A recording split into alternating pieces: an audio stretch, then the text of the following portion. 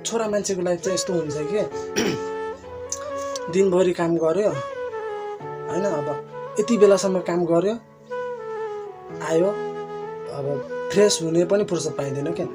खानासाना खायो सुत्यो, फ्रेस हुन पनि मन लाग्दैन, किन भनेपछि थाकेर आइया हुन्छ नि त हैन, एकदम थकान हुन्छ मान्छे, त्यही भएर मन पनि लाग्दैन।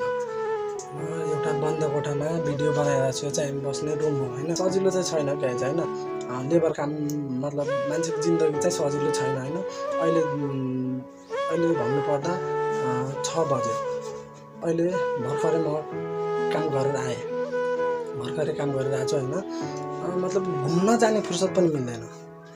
मतलब भनौँ न मेरो यो दाह्री हेर्नु हैन र कपाल, यो दाह्री बढेर यो कपाल बढेर कटाउन समेत जान फुर्सद पाउँदैन। मतलब अरूको काम गर्दा लास्टै गाह्रो हुँदो रहेछ क्या।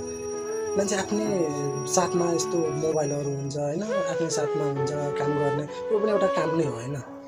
तर बुझ्दैनौँ क्या हामी, यो चाहिँ गलत नै रहेछ क्या।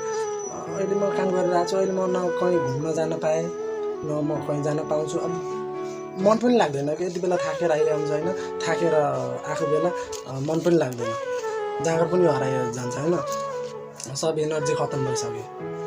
भनेपछि सजिलो चाहिँ छैन क्या।